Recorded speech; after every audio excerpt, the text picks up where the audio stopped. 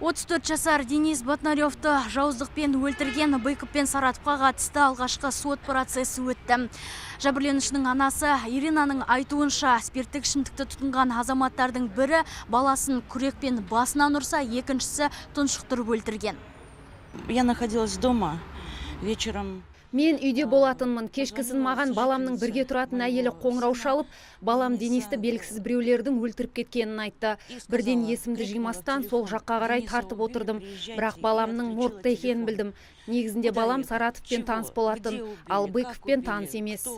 Алғашқы сот отырысынан ақ сотталушыларға алқабилердің қажеттілігі болмады. Сондықтан прокурор екі азаматқа тағылған айыппен таныстырды.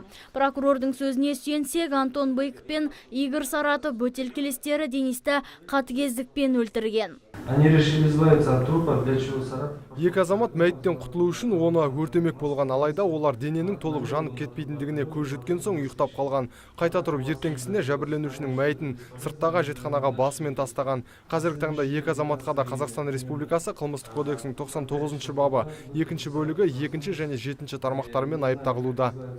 Естеріңізге сала кетейік, кісі өлімі Қаратау ауданы Қызылсай елді мекенінде 11 маусым күні орын алған.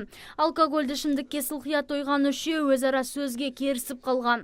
Салдарынан Денис Батнаревті қасындағы екі бөтелкелесі қастықпен өлтірген. Айта кету керек, жәбірленушінің мәйітін сотталушы Игорьдің анасы 15 маусым күні әжетханадан тауып алған. Нұргүл Жолымбетова, Антон Семенов, Абзал Турабеков, ТВК телеарнасы.